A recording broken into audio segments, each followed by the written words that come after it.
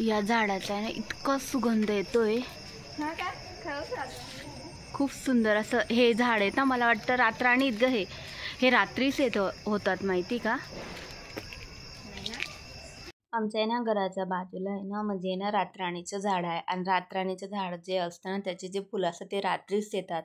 आणि मला इतका सुगंध येत होता. आम्ही जात होतो काय मॅगी वगैरे घेण्यासाठी बाहेर, तर मी बघितलं तर इतका सुगंध येत होता. तर मी 2-3 फुलं तोडले पण. आणि जसंही माझ्या सासूला कळालं की फुलं तोडले आणि त्यांना माहिती पडलं, तेव्हा रागवलं त्यांनी की रात्री झाडाला हात लावत नाही. आणि म्हणतात की चंदनाचं झाड असो किंवा रात्रीचे जे सुगंधित झाड असतात ना, त्या झाडांना तर बिलकुल पण हात नाही लावू नये, कारण की त्या झाडांवर म्हणे साप असतो. तर मला खरंच खूप भीती वाटली. झालं सकाळी मटण होतं आणि खूप हेवी झालं होतं. मुलं बोलले की मम्मी रात्री असं काहीतरी हलकं फुलकंच बनव, कारण की बिलकुल काही खाण्याची इच्छा नाही. तर मी पोरांसाठी आज बनवत आहे चीज मॅगी. तर मी ते घेतलेले आहेत कांदा, टमाटर आणि कॉर्न आणि इथे चीज पण घेतलं. आता मार्केटमधून आम्ही आणलेल्या 4 मॅगी. तर चला मग आता आपण मॅगी बनवूया.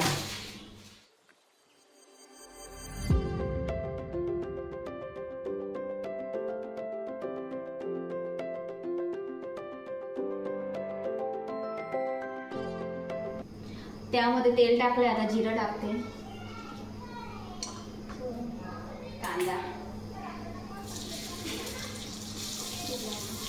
कांदा टोमॅटो दोघे टाकून घेते. भूक लागली मॅगीचे.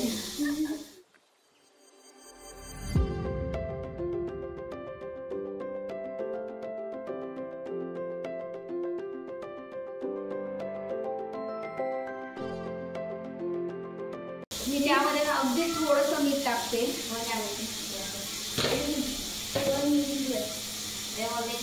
त्यानंतर थोडी हळद, मिरची पावडर,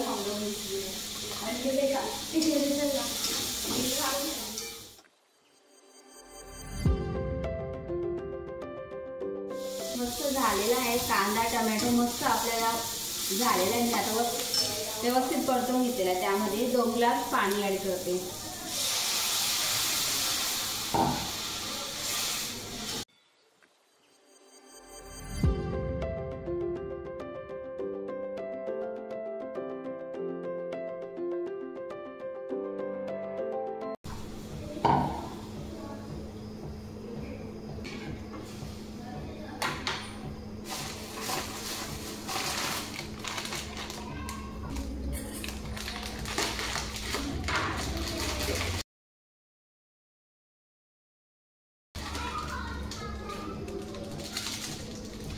आता आहे ना, हे 4 मॅगी आहेत, त्यातले सर्व मसाले त्यामध्ये टाकून देते.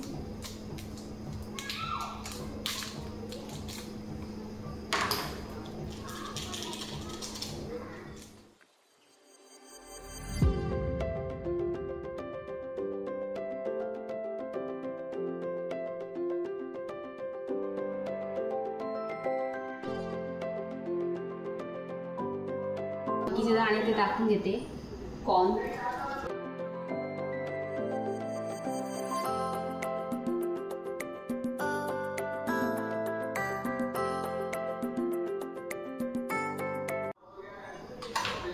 आता मॅगी टाकून घेते.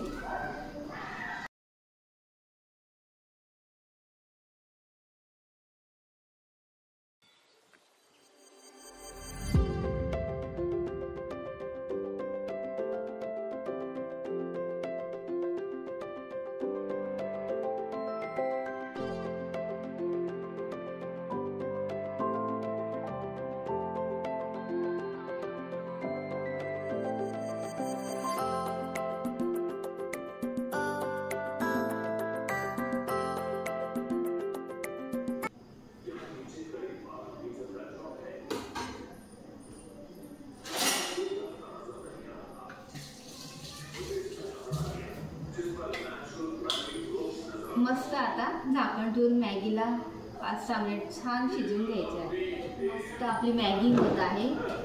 आता मला डिकू हॉरर स्टोरी सांगून दाखवणार आहे. आणि इकडे चीज क्यूब आहेत तर ते किसून घेते मी. सांग. ॲक्च्युली रिअल स्टोरी बनायची तर थांब तुम्हाला स्टोरी ऐकायची ना त्यामुळे मॅगी खात स्टोरी. Okay, watching video. हां, पूर्ण व्हिडिओ बघा. तुम्हाला हॉरर स्टोरी रिअल आहे ही तिच्यासोबत झालेली का गं, तर ती स्टोरी ती आता सांगणार आहे. तर ती स्टोरी तुम्हाला जर ऐकायची असेल तर पूर्ण व्हिडिओ बघा.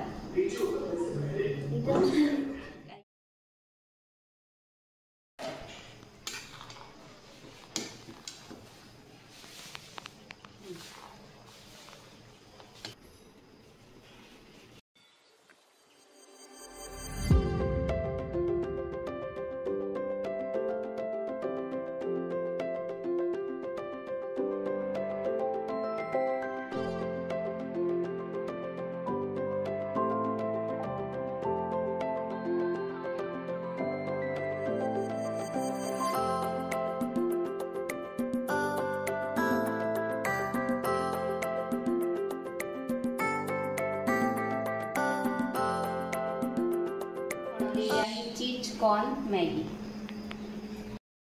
कशी झाली मॅगी? मस्त. मुलं आहे ना इकडे ना दीक्षा खूप घाबरते.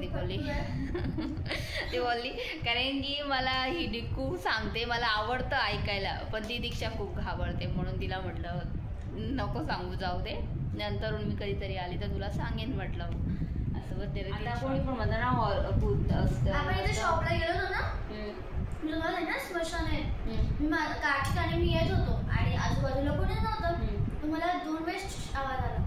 मी एक वेळेस मागे बघितलं, कोणी दुसरी वेळेस पण आवाज आला. मी कार्तिकचा हात धरला आणि निघाले. मम्मीला सांगितलं, मम्मी बोलली काय नाही म्हणे कोणी असेल तिकडे.